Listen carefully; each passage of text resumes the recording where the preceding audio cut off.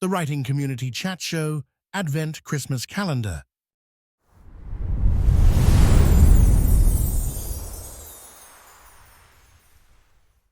Greatly said. So that special guest, mysterious guest, everyone's saying, is indeed the person we spoke about earlier, who made us these wonderful scarves, the amazing mug that Jonathan's got, who is setting up the fundraiser for Boston, the incredible Anna Bloom, who supports this show incredibly, and Jonathan incredibly. So hello, Anna. Welcome to the show. How are you doing? Good. How are you guys? Hi, everybody. We're good. Good. How are you? You chatted to Jonathan. Lovely to see you. How are you doing? I'm doing pretty well. You know, it's a nice Friday. It's nice out.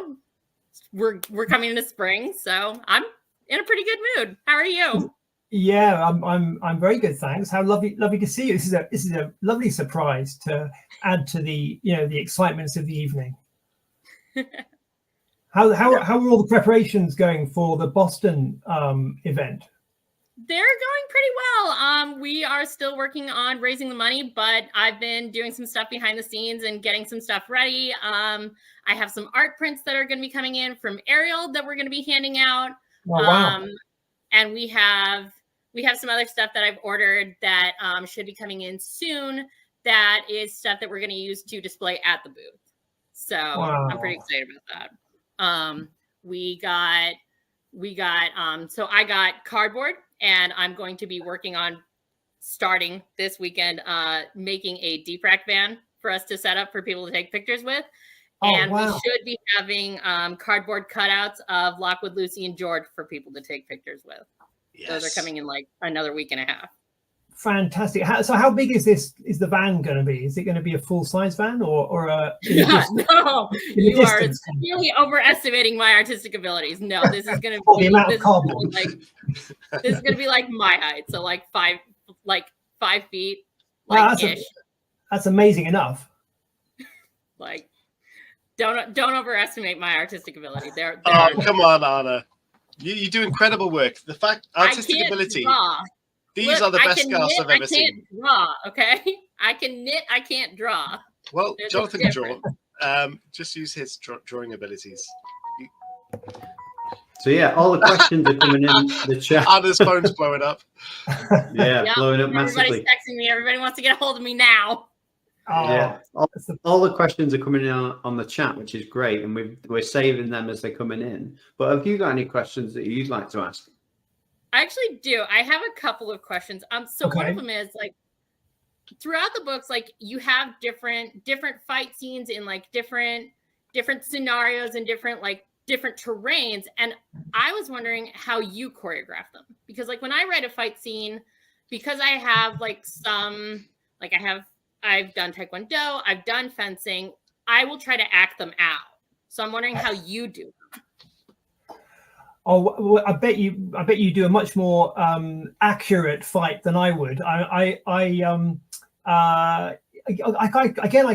guess I try to see it, and you're quite right. When Lockwood's doing having a scrap with somebody, for example, a rapier fight, then I will sort of try to visualize it, and I'll stand there in the room, kind of, okay, he does this, and then he does that, he parries.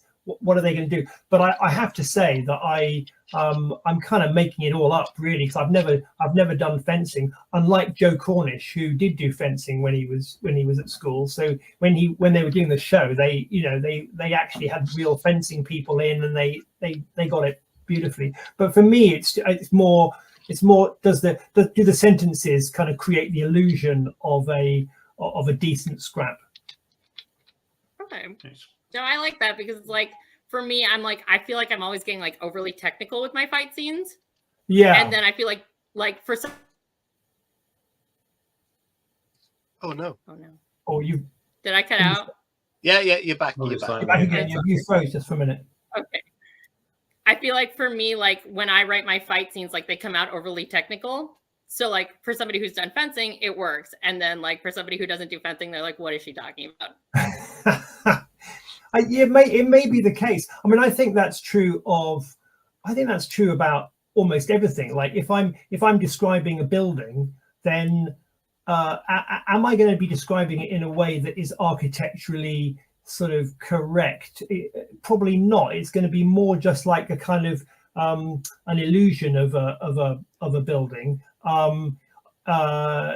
So and it's also the same with the character, isn't it? When you describe somebody and you say they have dark hair and they've got blue eyes, you give certain key bits of information, but you're relying on your reader to actually fill out the rest in their own head. And it's kind of weird that one of the amazing things about the Lockwood show was that the characters and Lockwood's house and pretty much everything was very, very close to what I saw in my head.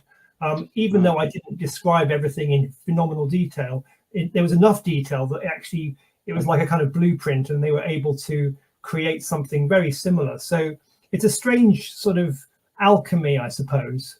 But yeah, I don't think you sometimes read writers where you can tell they've been and kind of looked at the some very, very technical thing, and they've almost like put all that technical information into the text, and you think, I don't need this. It's too heavy.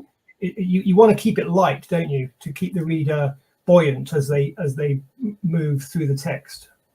Yeah, definitely. I love that. Do you want to ask a question from the community and then go back to Anna's questions and do that way, because there's so many of them? Yeah, I've got one specifically for Anna, which I think is brilliant. Okay. Gabriella says, I want to ask Anna's hand in marriage. Immediately, yes. Immediately, yes. There you go. We've got a proposal on the show. Oh, yes. Incredible. That's got to be a first for the show. Yeah. Oh, yeah, definitely. Okay, so let's have a look. First, it's a statement. Jonathan has to release the drawings. That's the demand. At this point, I'm ready to sell my organs for Jonathan's sketches. Thanks, but the first question, I'm so sorry with names. I'm so sorry. What tips for a gripping plot would you give to writers? Which elements to focus most on while constructing a story, or how to circle back to previous themes and building tension through subplots? It's a big question. Is that something you can handle? Let's have a look. What tips for a gripping plot? Yeah. Which elements to focus most on while constructing a story, and how to circle back to previous themes. It's a big question. It is a big question. I mean, I suppose, and I was thinking about this today because I was trying to figure out how to solve a couple of problems I've got with my current book, and I keep coming back to.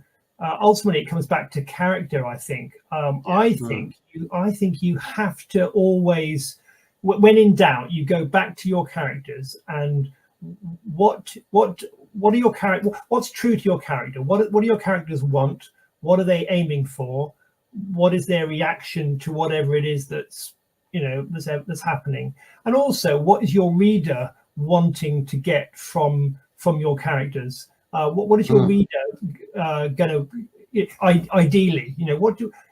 Because I find myself sometimes getting sidetracked, worrying about, the bad guys are doing this and that, and maybe I need to explain why they're doing it this way, and you need a bit of that. But ultimately, are your readers enjoying following these key characters? They want to be in their company. They want to experience what they're experiencing, and all the other stuff, the themes and the plot mechanics.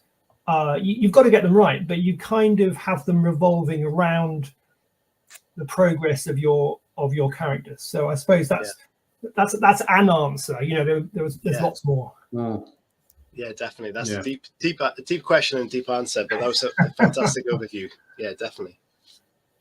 Chris, Anna, back to you. Yep. Back to me. So my next question is kind of about like all of your books. Do you have any like regrets about something that you did with any of your characters from any of your books? And like, what character was it, and how would you like undo that, or how would you change it? Specifically about a character, or a plot element, just like something that you've done that you like. Now that you look back on it, you're like, oh, I wish I could change that. that's an interesting one. Yeah, it's a good question, because is an author ever going to admit their mistakes? I don't know. Well, I mean, okay, so there was one case where, when I because I wrote the Bartimaeus books that I wrote, well, kind of 20 years ago, and when I read those before I read Lockwood. Oh yeah, well, and I'm very proud of the Bartimaeus books, and I when I was writing the prequel, I wrote a prequel some years later to the original trilogy.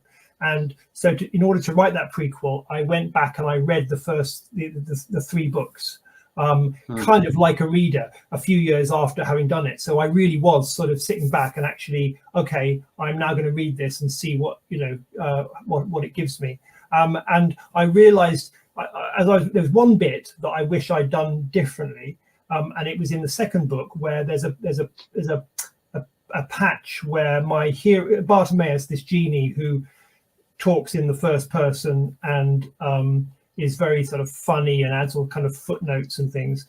There's a patch where he doesn't appear for about, I can't remember, 50 pages. And at the time when I wrote it, I thought I had very good reasons for it. It was like, okay, we've seen him, and now we're going to kind of take him off stage for a while, and we're going to follow these other characters, and it was fine. But when I read it as a reader, I really missed. I thought, no, I should have brought him in there. I lacked that sort of that humorous presence.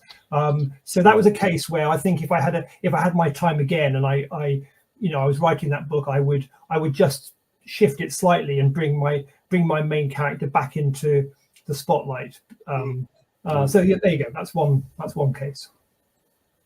Great answer. I love that.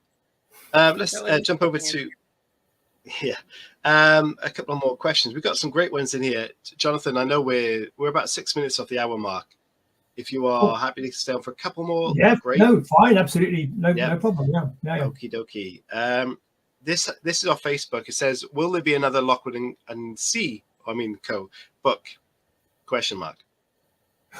Well, I mean, I would think, it's very likely. As I say, I've got my Lockwood file with the black case book written on the outside, and it's all about sort of making sure that I come up with good enough ideas. I've got a few sort of half ideas which are quite nice, but I sort of have to work on them a bit more and get them really 100%. But yeah, fingers crossed, we will see our friends again at some point soon.